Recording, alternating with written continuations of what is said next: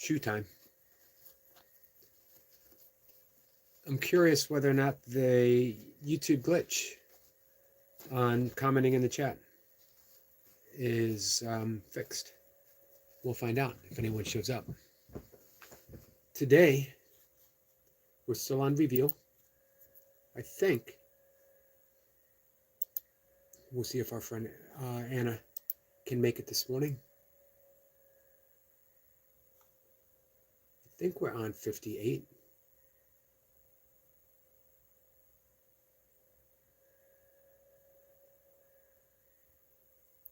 Or maybe we were on 57. Anyone remember? Hey, what's it?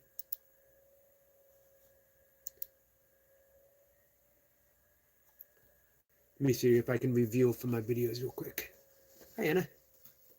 Anna, do you remember where we are?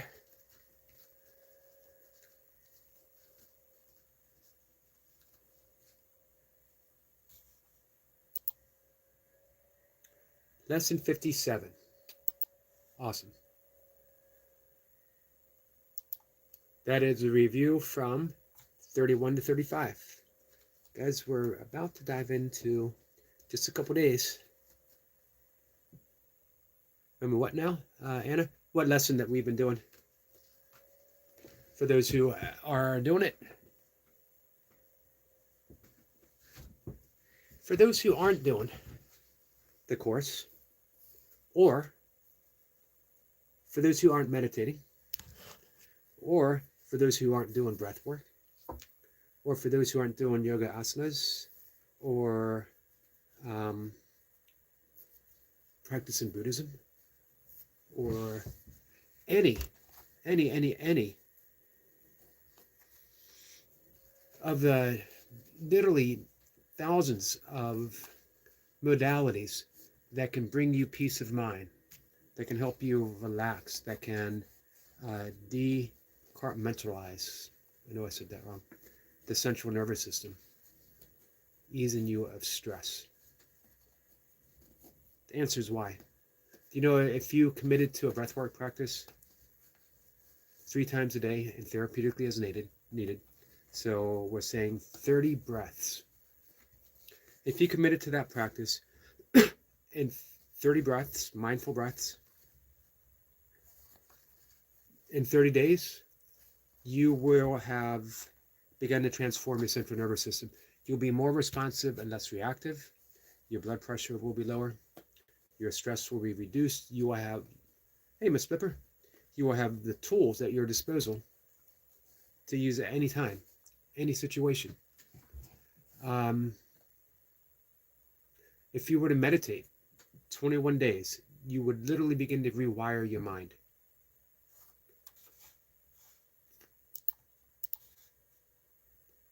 Give me a second, guys.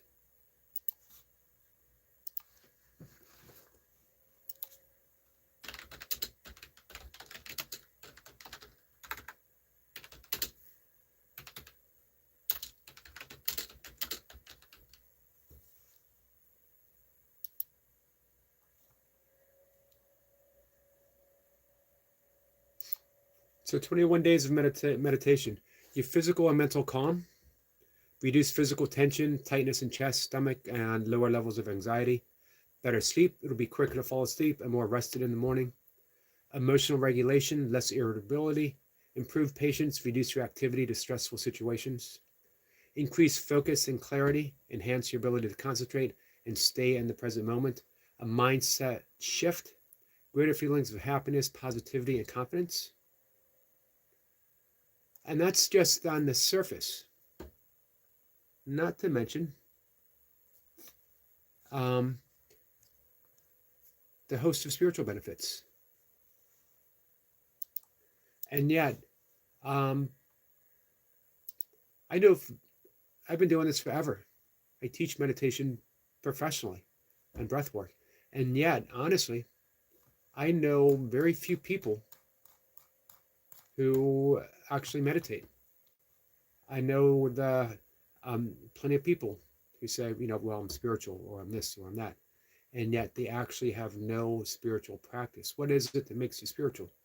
Are you patient? Are you kind? Do you demonstrate any of the 10 characteristics of God's teachers? I'm not saying everyone has to.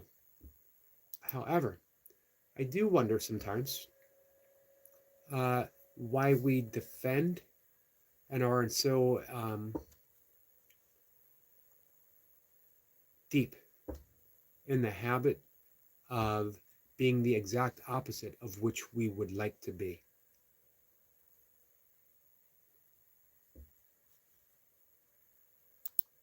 But there are resources at your disposal. If anyone wants to learn the breath work, if anyone wants to learn to meditate, if anyone wants to practice the course, we're here to help in any way. So it seems like our issue is fixed. Miss Pipper, we're doing a review of lesson 57. Let me put my shoe on and we'll dive in, guys. I know, I've been holding this shoe for over 5 minutes now. Hey, Jabba.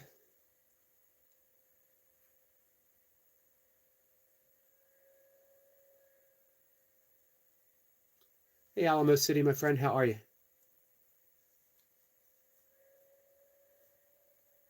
Hey, Phil. Our friend Manifester is here.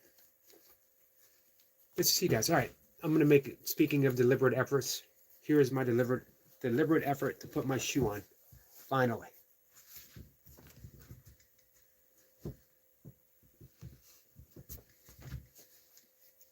I'm doing pretty good, Phil.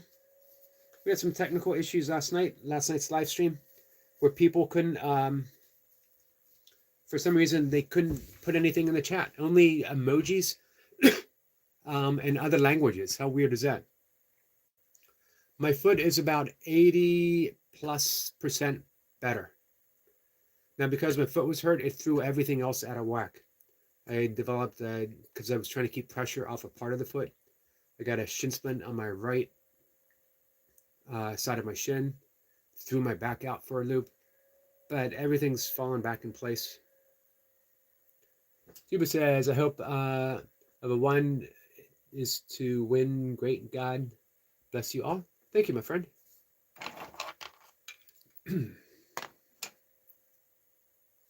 Okay, sure. Just let me put my shoe on real quick. Is that going to be a song?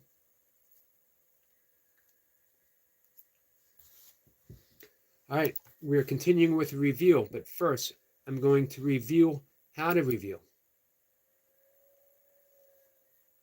Begin the day by reading the 5 ideas with the comments included. Thereafter, it is not necessary to follow any particular order in considering them. Though each one should be practiced at least once. Devoted 2 minutes or more to each practice period thinking about the idea and the related comments after reading them. Do this as often as possible during the day. If any one of the 5 ideas appeals to you more than the others, concentrate on that one. At the end of the day, however, be sure to review all of them once more. We are at 57 covers. I am not the victim of the world that I see.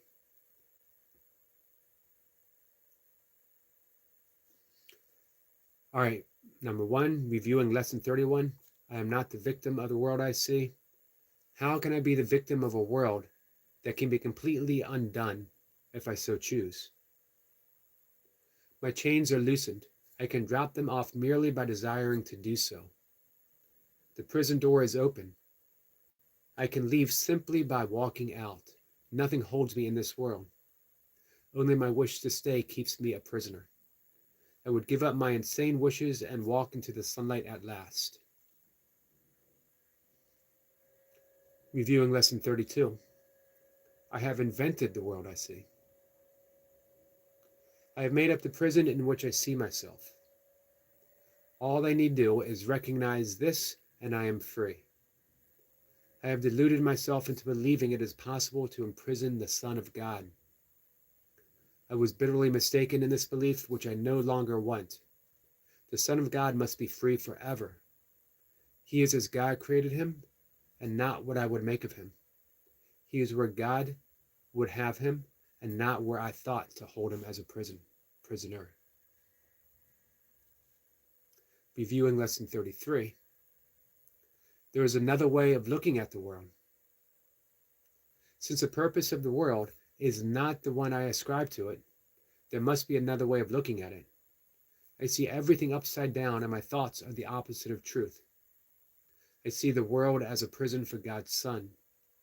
It must be, then, that the world is really a place where he can be set free. I would not look upon the world as it is and see, I would look upon the world as it is and see it is a place where God's Son finds his freedom. Reviewing lesson 34, I could see peace instead of this. When I see the world as a place of freedom, I realize that it reflects the laws of God instead of the rules I made up for it to obey. I will understand that peace, not war, abides in it, and I will perceive that peace also abides in the hearts of all who share this place with me. And our last review, lesson 35. My mind is part of God's. I am very holy. My mind is part of God's. I am very holy. As I share this peace of the world with my brothers, I begin to understand that this peace comes from deep within myself. The world I look upon has taken on the light of my forgiveness and shines forgiveness back at me. In this light, I begin to see what my illusions are about myself. In this light, I begin to see what my illusions about myself keep hidden. I begin to understand the holiness of all living things, including myself, and their oneness with me. And that is our 5 review lessons from lesson 31 all the way up to 35.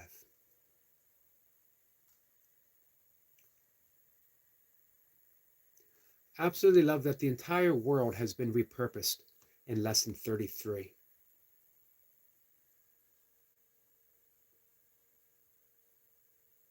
Beginning with 32, but 33 really brings it home. The purpose of the world is not what we have ascribed it to.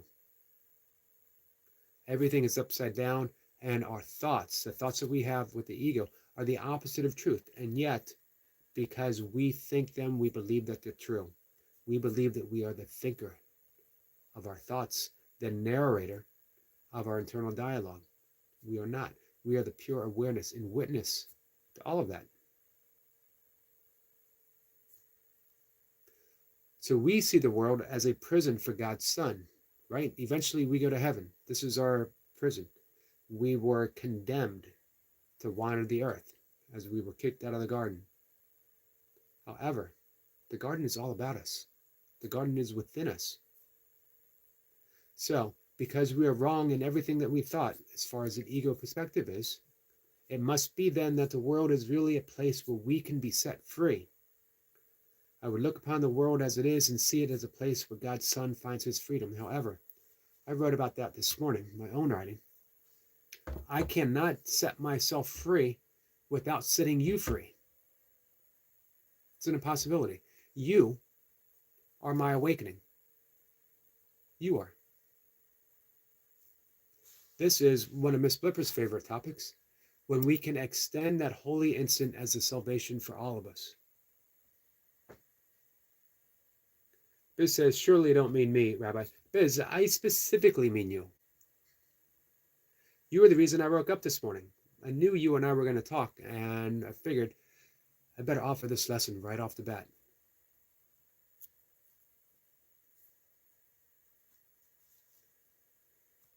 Hey, Hank.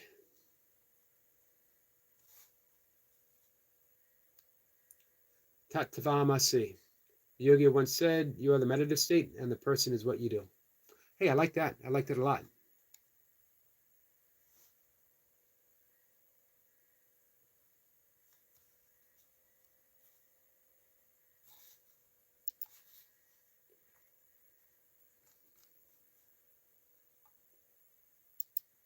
I'm going to bring up the text. I'm going to bring up chapter 15. Again, this is one of Miss Blipper's favorite topics to talk about, and it is the holy instant. I was reading this morning and practicing the holy instant.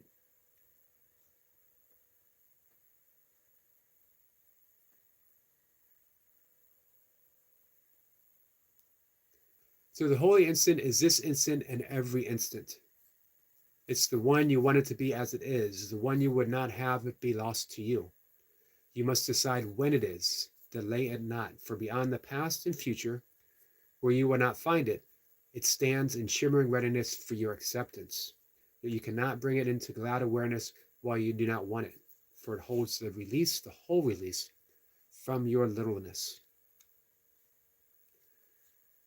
Paragraph 2 starts with your practice. Your practice. Therefore, rest upon your willingness to let all littleness go.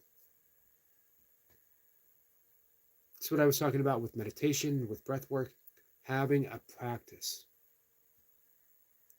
We actually already have a practice. We are practicing we're practicing our littleness. We are practicing ourself. We are practicing being an ego, the belief in who we are. And it really is a practice, and we've gotten really good at it. So when we're offered an alternative, when we have a Meister Eckhart who says, the eye in which I see God is the same eye in which God sees me. When we have Nisargadatta Maharaj say, I am that. When we have Jesus say, the kingdom of heaven is within, we don't believe it because it's not our practice. We practice the exact opposite. But if you want to see the truth, you got to practice the truth. It's often asked, Jack Kornfield, the Buddhist meditation teacher, was asked, does meditation lead to awakening? Does it lead to enlightenment? And he said, no. Enlightenment, awakening, is an accident. However, meditation makes you accident prone. Practicing the holy instant makes you accident prone. We stumble upon. So we keep practicing, we keep practicing. The holy instant is when I see you in the light of your original innocence. And in seeing you, I recognize my own. So you know the essence of Namaste is the light, the divinity within me. Namaste, my friend. The divinity within me recognizes and salutes the divinity within you. The Course actually switches that around. The Course gives you the opposite of Namaste. The light and love and the innocence within you is reflected back to me so that I may awaken. Miss Pippa says, love the idea of accident prone as a good thing. Me too. Hey, Pinky. Namaste to you, my friend.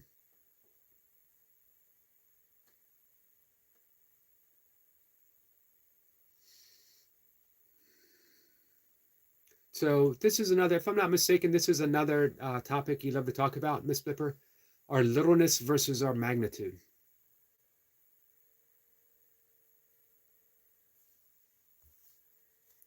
I love this line. Be humble before him, capital H, yet great in him. Be humble before God and yet great in God. And value no plan of the ego before the plan of God. For you leave empty your place in his plan, which you must fill if you would join with me by your decision to join in any plan but his.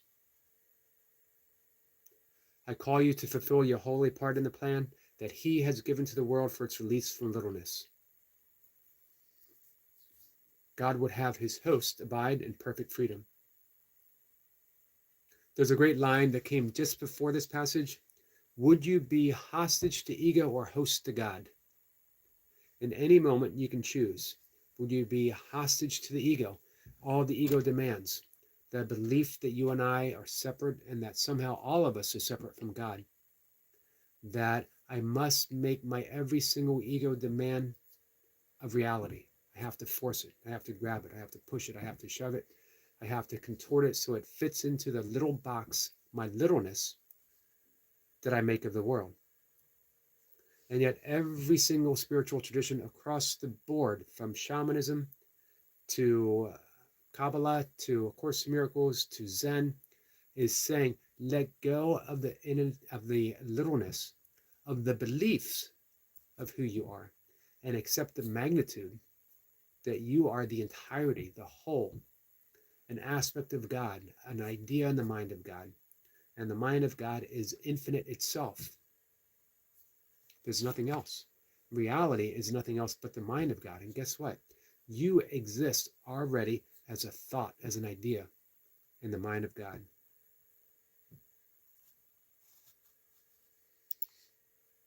Mr. Pippa says host Hasidusism is one I wake up with.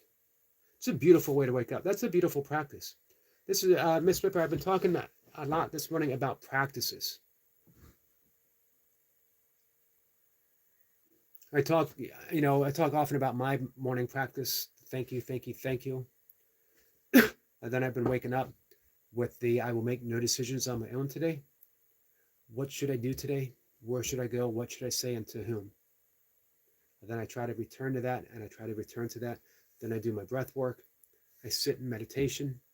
I do my yoga asana. I drink coffee and write.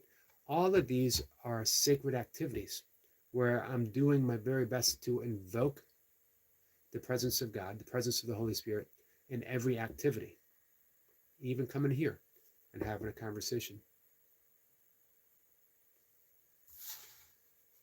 So hopefully I'm going to be writing about chapter 15. It's specifically practicing the holy instant.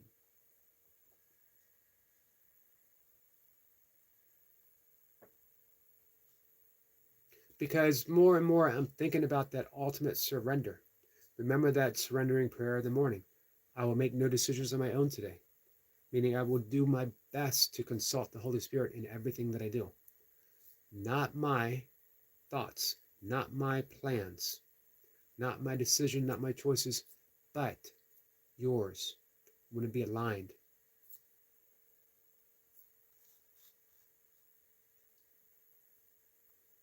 This you will recognize in the holy instant in which you willingly and gladly give over every plan but His, capital H. For there lies peace perfectly clear, because you have been willing to meet its conditions. You can claim the holy instant anytime and anywhere you want it. It's your practice. It's your practice. In your practice, try to give over every plan you have accepted for finding magnitude and littleness. It is not there. Use the holy instant only to recognize that you alone cannot know where it is, and you can only deceive yourself. What I love here is, here's the perfect description of the ego: the belief in our littleness. That's it. A lot of people want to argue for the ego, and we are arguing for our littleness, when we could wake up to the magnitude of who we really are, an idea in the mind of God.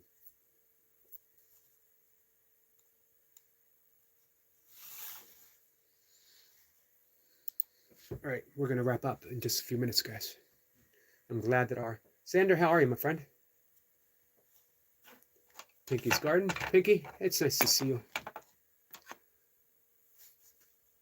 Hey, Snap.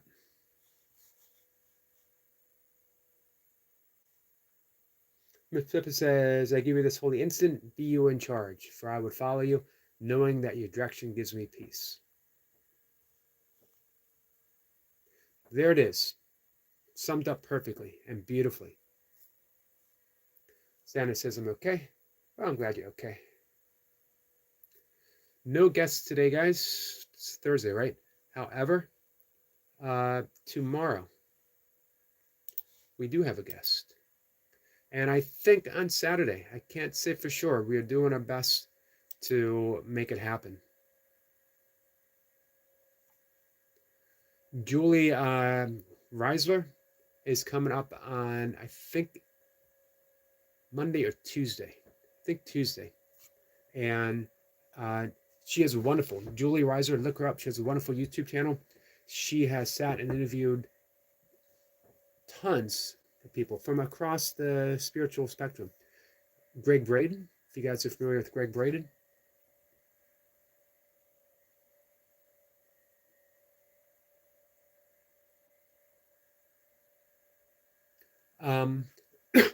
And tomorrow we have Deepa Denise Liu. I don't know if I'm pronouncing that right. Liu. I'm saying Liu.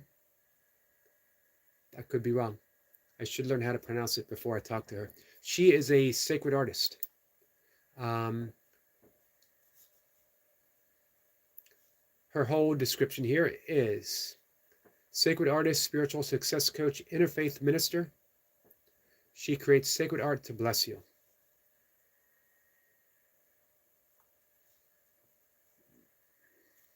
I'm looking at some of her paintings. She has done Jesus. She has done Archangel Gabriel. She has a wonderful portrait of Paramahansa Yogananda. I'm really going to look forward to talking to her. Those are Paul Hederman, I think on Saturday, and Julie on Monday or Tuesday. Anna says, today is the first day that the plum trees are in flower, Yogi. Beautiful. We're on the cusp of spring. The meteorologist,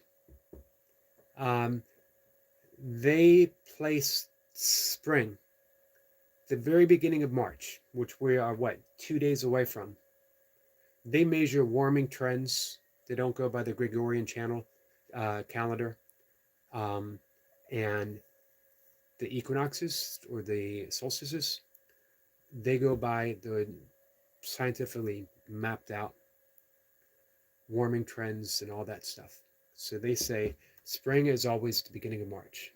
And I love that because I want spring to be here. I'm pretty sure that when Ram Dass wrote Be Here Now, he was talking about spring. After a long, long winter in which he was very depressed and heavy, he said, be here now. And he meant spring. It reminds me of the great passage about St. Francis as he looked at a barren almond tree in winter. And he said, speak to me of God. And the almond tree blossomed in the midst of winter. The barren tree blossomed in the midst of winter. I am a spring baby. It's coming right up. Months away. Today, by the way, is my dad's birthday. My dad would have been 99 years old today. He was born during a very bad snowstorm in north central Pennsylvania, one county away from the New York borders, nothing but trees and mountains and creeks and hollers. His older brother, was 27 years older than him, and he was sent to, because the roads couldn't get out, he was sent to hitch up a sled that they had, a sleigh, to the horses and take him over the mountain to fetch the doctor and bring him back. By the time my uncle got back with the doctor, father was already born. Thank you, Meep. Meep, how are you, my friend? Speaking of blessings, guys, before we go, we're going to ring the bell for Lady Sky. Lady Sky, her mother is going into oral surgery this morning, so we're going to ring the bell for her mother. We're going to ring the bell for Lady Sky, who was acting as a caregiver for her grandmother. We're going to ring the bell for her grandmother. Thank you, Miss Blipper. Miss Blipper says, happy birthday, Eric Dad. From this side of the veil, all the best. Thank you. Miss Blipper says, it's been a wild few discombobulation days, but big invite to practicing inner peace. Let's extend that holy incense to each other, all of us. Let that be our practice for the day. Hey, Anna, have you heard of Plum Village in France? Thich Nhat Hanh's residency? And ring the bell for that too. I will. Thank you, Miss Blipper. Guys, this is for Lady Sky, Lady Sky's mom. 3 times. If anyone is sound sensitive, go ahead and reduce the volume. I'm going to wait a beat. 3 times. Here we go.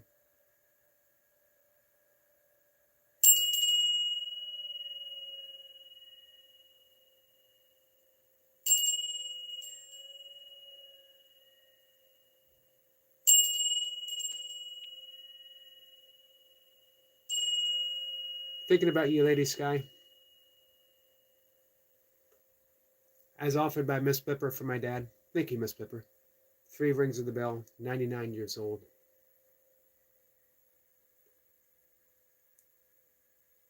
It's been 4 years since he passed away.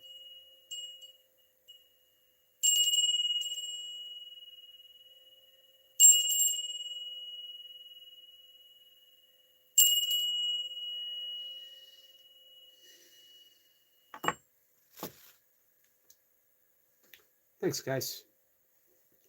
Meep, how's the music making going? So one last thing. He did. Thank you, Wesley. He didn't make it to 99. He again passed away 4 years ago. I thought he might make it to 100. Passed away downstairs, and I was with him. I was holding his hand. I sat with him afterwards through the night. Thank you, Environman, my friend. Music says, I like the line from James Stewart film, It's a Wonderful Life. He said to the child, every time you hear a bell, an angel gets its wings. Yep. I'm trying to think of the name of the angel that helped him. Clarence.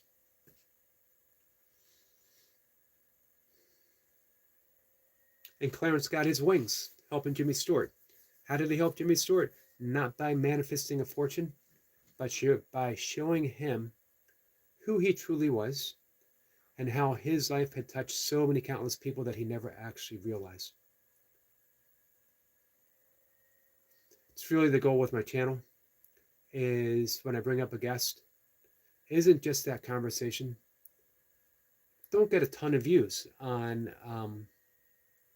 every live stream where I bring a guest up, which is okay. The goal isn't to see how many people I can get to show up, but when we do the shorts, when we do the small short-term long form videos, how many people can that reach? Because as someone told me, not everyone is going to watch an hour and a half live stream, but whoever might need it is going to find that 30-second clip of one of the guests saying just the right thing at the right time to the right person, or that 2.5-minute clip, or whatever it might be.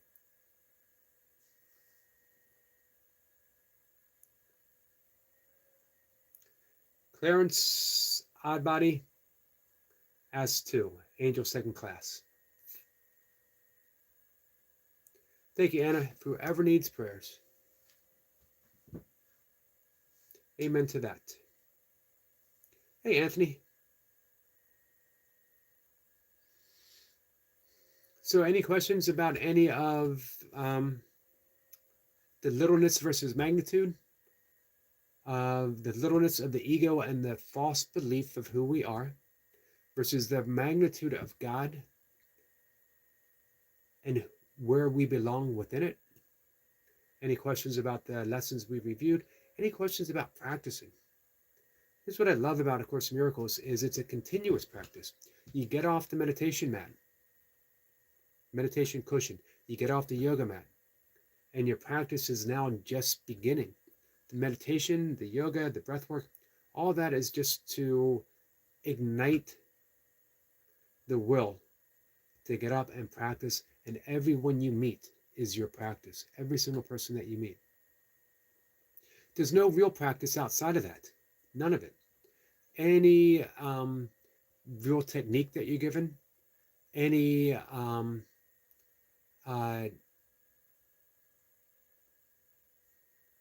thought system that is entertaining the thought that we are still trapped within this world, that's not really the practice. It's just entertaining thoughts, right? The practice is other people. The practice is a person that triggers you. The practice is every person that you are able to extend that holy instant to. Hey, working. Anthony says, I've just been so exhausted lately. I'm sorry to hear that, Anthony. Miss Pippa says, we can evaluate suffering through miracles.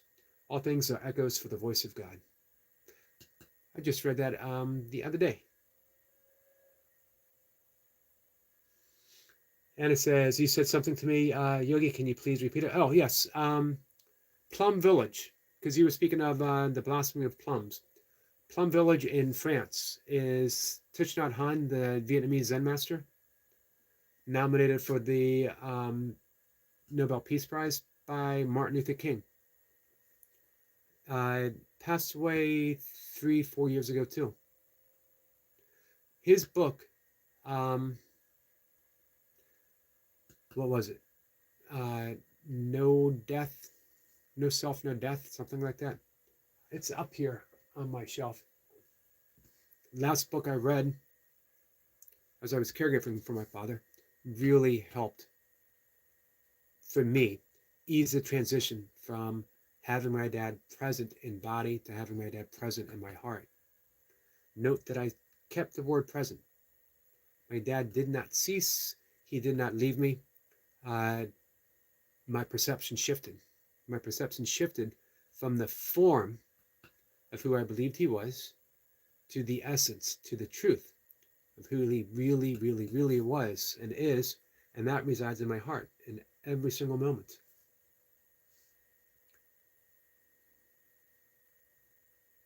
Hey, Lady Sky, 19 days till St. Patrick's Day.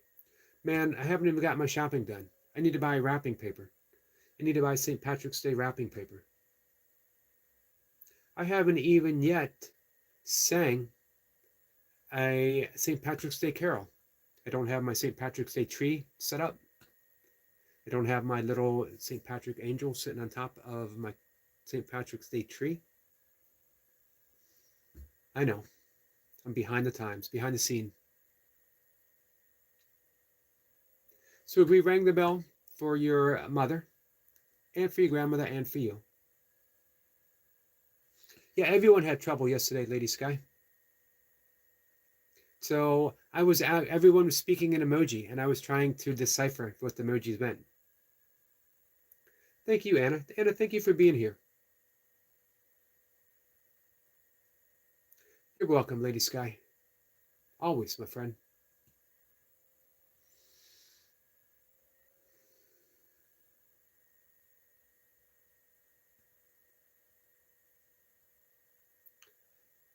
All right, guys, I got about 3 miles ahead of me. Because my foot was hurting so bad, my walking was thrown off, and it was pouring down rain. My foot was throbbing. Every step hurt. It was not only the direct issue, but it was causing other trouble. As I mentioned, it caused a shin splint in my right outer shin, as well as a calf strain, and also throwing my back out of whack.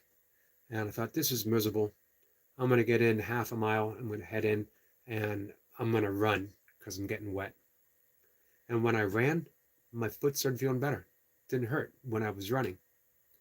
And the more I ran, alternating walking and running, which I've done in countless races, from 5Ks to 100 miles, my walking started feeling better.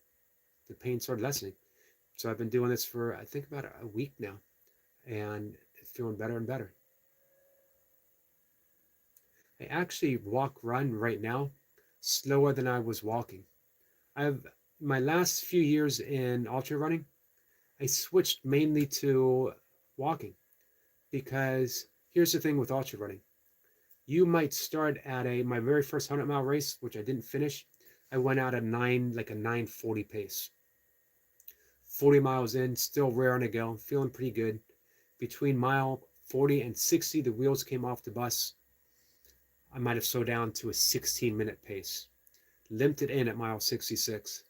Could not go back out. Most runners, you'll go out at a 10-something pace in a 100-mile race. Mile 50, you slow down to 13 or 14. Mile 80, man, you're crawling along, but you're still getting it done. Maybe running a little bit, maybe doing 16-something pace, whatever. Walking, I would go out at a 14, 15-minute pace. But mile 50, I was at a 14, 15-minute pace. Mile 80, I was at a 14, 15-minute pace. And mile 100, I was between mile 80 and 100, I was passing the walkers that had slowed down, feeling miserable. I was still feeling pretty good. And I finished with a smile on my face. So, and I recovered so much quicker from walking than I did when I was running. But I like throwing in running breaks, using different muscles. Hey, Antonio, my friend. Good morning to you. I'm doing pretty good, Lady Sky. Hey, Kat. Kat, I was thinking about you this morning. Lady Sky says, I'm spending the night at my grandmother's house currently, Yogi. So did you spend last night or are you spending tonight? I know it's an hour earlier for you, so it's coming up on 5 in the morning.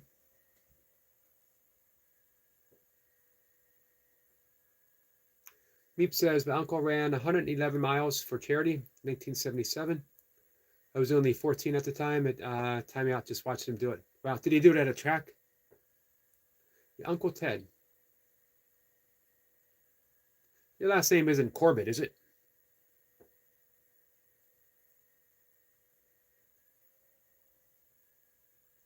Hey, Sniper.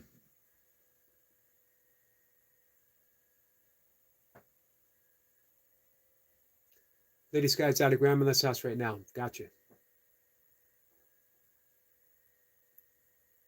Blessings to your grandmother, Lady Sky. So the most that I've run is about 106 miles, and that's because I went off track. It was a 100-mile race. You don't want to add distance to a 100-mile race, but almost every 100-mile race, every 24-hour race, every 50K, I end up getting lost in a little bit. Hey, T.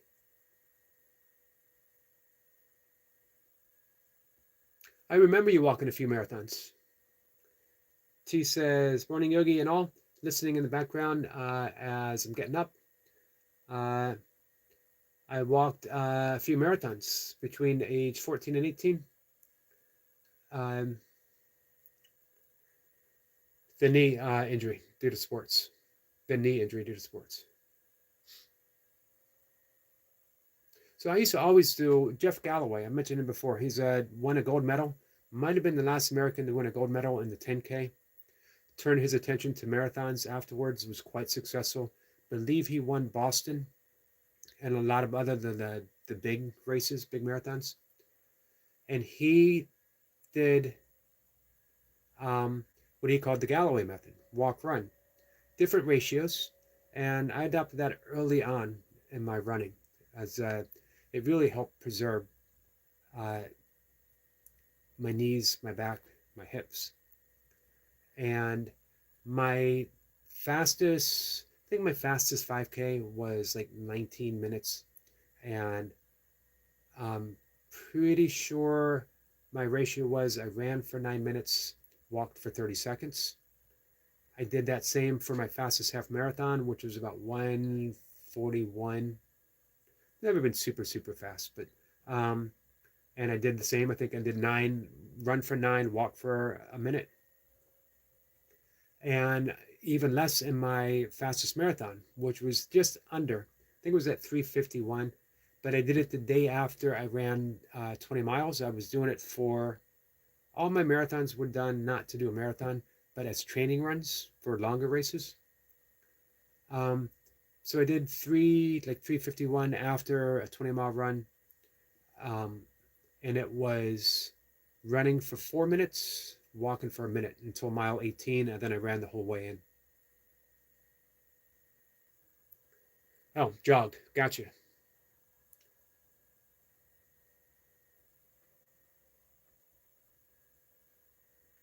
Beep says, Yogi, he did it around a park called Birkenhead Park, northwest UK near Liverpool.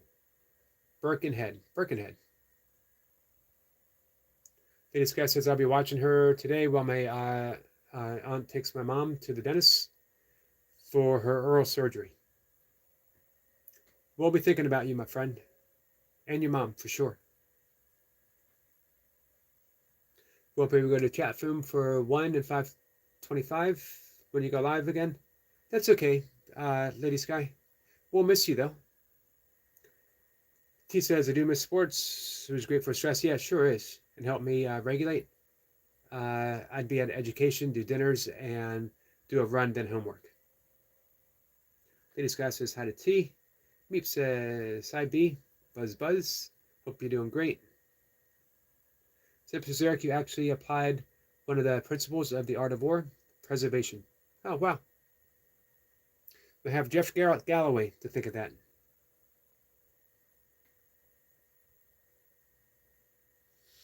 T says hi on the chat. Sorry, I need my handles to get ready. And not got enough handles to use keyboard as well. Handies. Gotcha. Latest guy says, oh, I'll be missing y'all too, Yogi. I ain't missing out on your live streams. Thank you, Lady Sky. That was a sweet thing to say. All right, guys, so let me head out and get ready to take my walk and some run. Anna says, we'll miss you too, Lady Sky. Kat, I hope you are feeling better this morning. I hope we got some sleep. Can we do breath work, Yogi? Yes. Let's end it with 3 breaths. Sorry, T. Zipper says, take a jog. Yep, I'm going to do... what I've been doing is within every 5-minute block, I've been throwing in 2 30-second runs. Just enough. And then towards the end, I just run it in. Easy, gently. Lady Sky says, I don't want my nerves to be shot here. All right, let's do a regular extended breath. We're going to breathe in for 4. We're going to breathe out for 4. This is a great way of self-regulating to keep us even-keeled. And we can turn to it any time of the day. So remember that ha sound as we breathe in, as we breathe out. If you make that sound, you'll feel a very slight constriction in the throat. We're not trying to constrict the throat. We're just trying to make that snoring sound as we breathe in, that snoring sound as we breathe out. It helps us slow the breath down, so it's easier to breathe in for 4 and to extend the breath for a count of 4. For those who are going to participate, make sure that you're sitting. Keep the back straight, but you're not rigid. Relaxed. Be mindful of your shoulders. Where are my shoulders? Let them sink down. Let gravity take over. Arms in the lap.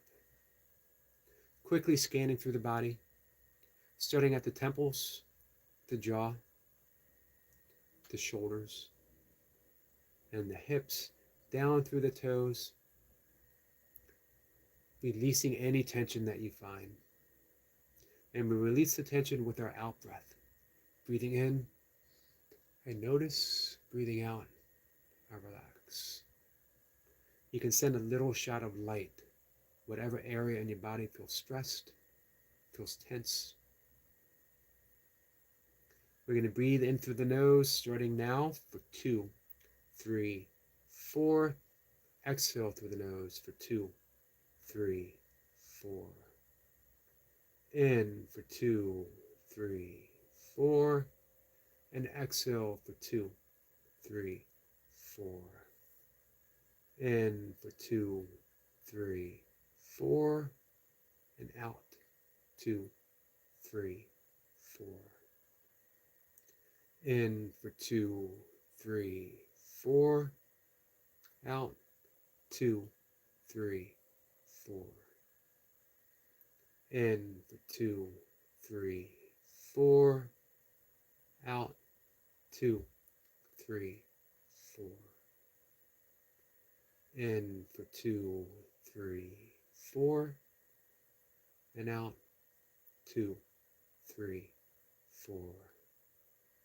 In for 2, 3, 4. And out for 2, 3, 4. In for 2, 3, 4. Out. 2, 3, 4. In for 2, 3, 4. Out, 2, 3, 4. In for 2, 3, 4. And out, 2, 3, 4. Let go of the breath. Let it settle into its own easy, natural rhythm. We have set the tone for the central nervous system, relaxed, responsive. We are fully into the rest, digest, and restorative mode, the parasympathetic state. Anytime during the day as you feel tension mounting, stress increasing, you can return to this breath and you can do one more thing. You can breathe through the nose, filling the belly up with air. Then take a sip of air and sigh. Put your tongue on the roof of the mouth, behind the front teeth, purse the lips, and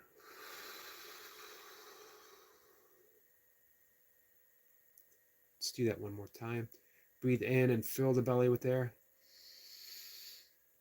Sip, sigh.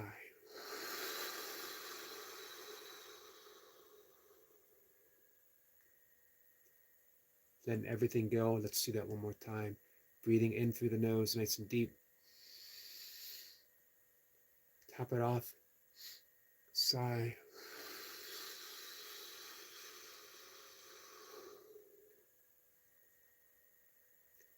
As well, you can deregulate.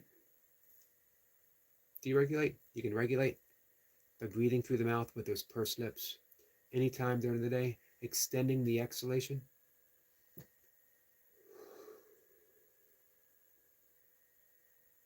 That will help keep you patient. It'll help keep you kind. It will help keep you even-keeled and responsive instead of reactive. Reach out if you need anything. Jamie, how are you?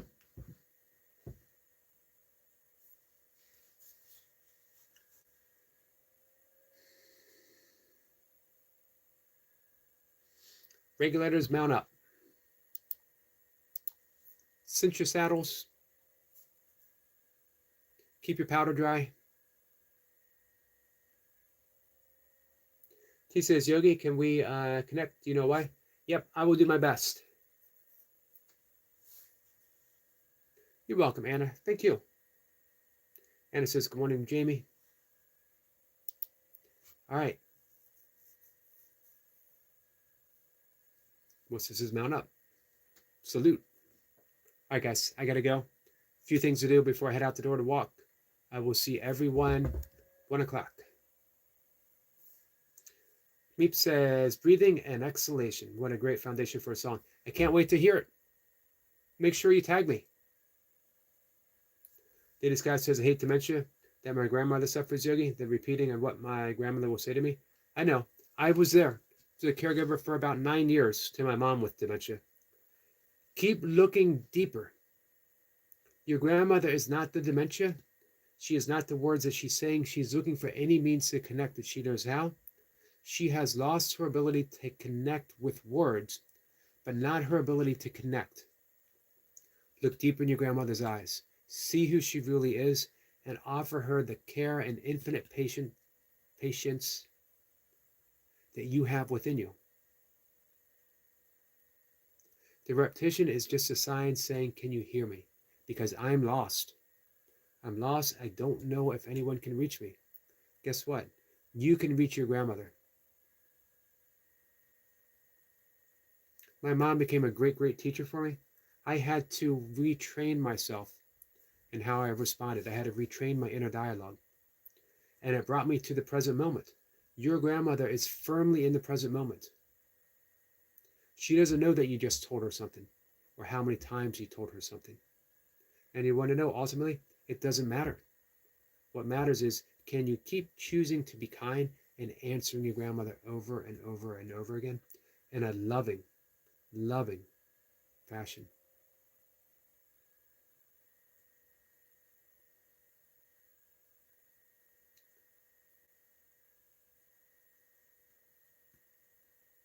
So, Lady Sky, instead of thinking about it being sad, can you reframe it? It's a wonderful opportunity to show your grandmother how much you love her.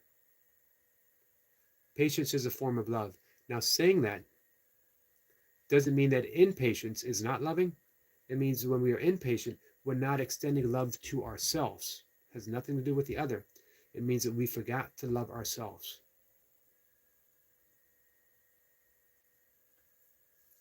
Meep says, that's right, Yogi. We're all really still us, regardless of the condition we land in. Yes. The brain may misfunction, but the mind of who we truly are, the infinite mind of God, in which we all reside, is changelessness itself. Meet your grandmother there. Remember, minds are connected. There's only one mind. You can communicate with your grandmother's mind.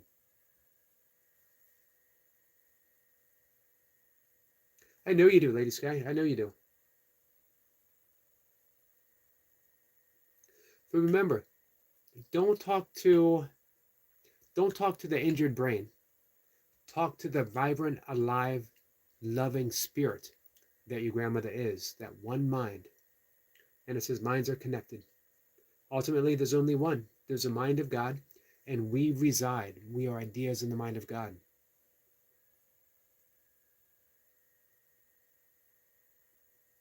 Okay, guys, I will see everyone who's able to make it 1 o'clock today. Simple says, Lady Sky, have you played music from the 50s, sir? Awesome suggestion. My mother would always respond to music. She might not remember my name, but she could remember lyrics to a song and sing it through the day.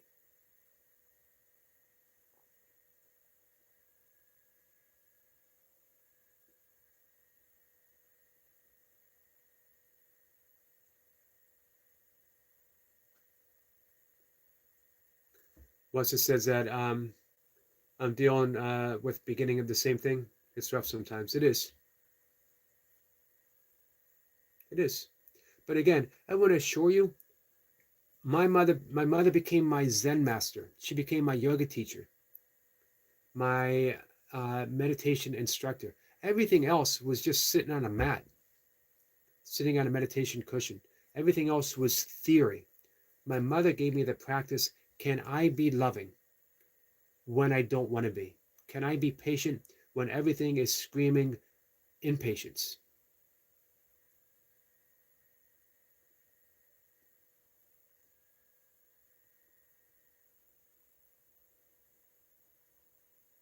I tell the story, my mom was a teacher. She taught first grade forever. And she was an outstanding teacher. Everyone loved her. Um, Probably 5, 6 years into, like I said, a decade of decline with Alzheimer's, I walked by her room, her and my dad's room, and I heard her talking, and I knew no one else was upstairs.